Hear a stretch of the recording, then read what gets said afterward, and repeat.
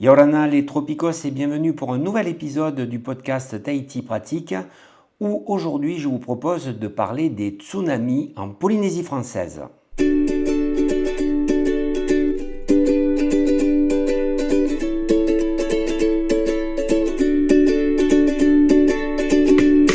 La Polynésie française, située au cœur du Pacifique Sud, est une région paradisiaque mais exposée à des phénomènes naturels puissants, dont les tsunamis. Ces vagues géantes, souvent déclenchées par des séismes sous-marins, peuvent frapper les côtes avec une force dévastatrice. Le 30 juillet 2025, un tsunami a de nouveau rappelé cette réalité aux habitants des Marquises. Je vous propose ci-après une exploration complète du phénomène, de son origine à ses impacts en Polynésie, en passant par les événements historiques et les mesures de prévention.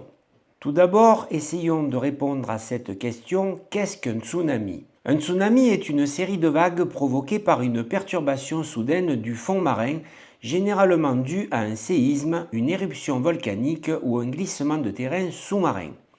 Contrairement aux vagues de surface générées par le vent, les tsunamis déplacent une énorme masse d'eau sur des milliers de kilomètres. Le mécanisme de formation est le suivant. Un séisme se produit dans une zone de subduction où une plaque tectonique s'enfonce sous une autre.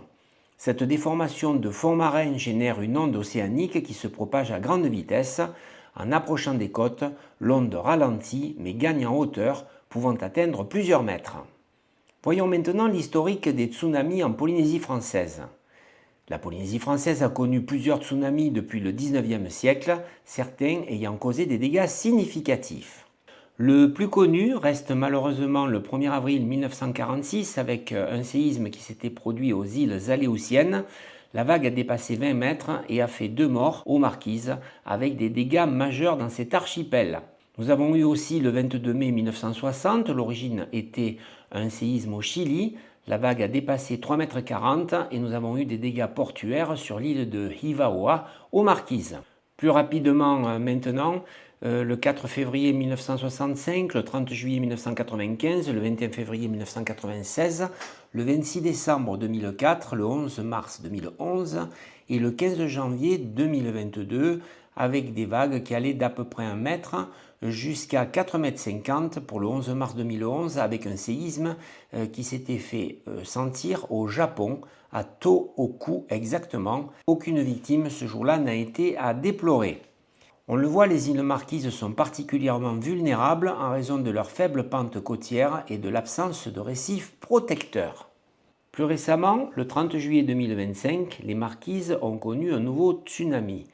Heureusement, il a été faible. Dans la nuit du 29 au 30 juillet 2025, un séisme de magnitude 8,8 a frappé la péninsule de Kamtchatka en Russie orientale. Ce séisme, l'un des plus puissants enregistrés dans la région depuis 1952, a déclenché une alerte au tsunami dans tout le Pacifique. Les impacts en Polynésie française ont été les suivants. L'archipel touché, les Marquises, notamment Nukuhiva, Oahuka et Hivaoa. La hauteur des vagues entre 1,10 m et 2,50 m avec des pics observés à Nukuhiva. La réaction des autorités a été d'évacuer rapidement plus de 700 personnes vers des zones sûres avec une activation de sirènes et du système FR-alerte. Conséquence, aucun dégât majeur ni victime, l'alerte a été levée dans la journée du 30 juillet. Le Haut-Commissariat a salué la préparation exemplaire des habitants, renforcée par des exercices réguliers d'évacuation. Il faut préciser que la Polynésie française dispose d'un système de surveillance avancé piloté par le Centre polynésien de prévention des tsunamis au laboratoire de géophysique de Tahiti. Alors ces moyens de prévention, puisqu'on en parle, ils sont les suivants. Analyse sismologique en temps réel, mais aussi simulation numérique pour estimer les hauteurs de vagues et les zones à risque. Et enfin, diffusion rapide des alertes via médias, réseaux sociaux et sirènes locales. Les consignes en cas d'alerte sont les suivantes. Si un jour vous vivez ce genre d'épisode, il faut évacuer vers les hauteurs ou zones de repli prédéterminées, couper l'électricité et le gaz, mettre à l'abri les animaux et les biens et enfin ne pas retourner en zone côtière avant la levée officielle de l'alerte. Finalement, le tsunami du 30 juillet 2025, bien que sans conséquences humaines, rappelle que la Polynésie française reste exposée à des risques naturels majeurs. Grâce à une coordination efficace entre les autorités et la population, les impacts ont été minimisés. L'histoire montre que les tsunamis peuvent frapper à tout moment et que la préparation reste la meilleure défense.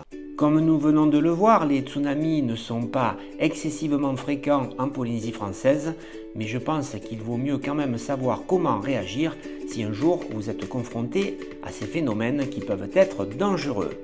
Je vous donne rendez-vous à très bientôt pour un nouvel épisode du podcast Tahiti Pratique. Je vous rappelle aussi que vous pouvez me retrouver sur le blog tahiti-pratique.com et aussi sur la chaîne YouTube Tahiti Pratique pour d'autres aventures. Je vous dis à très bientôt, Nana les Tropicos.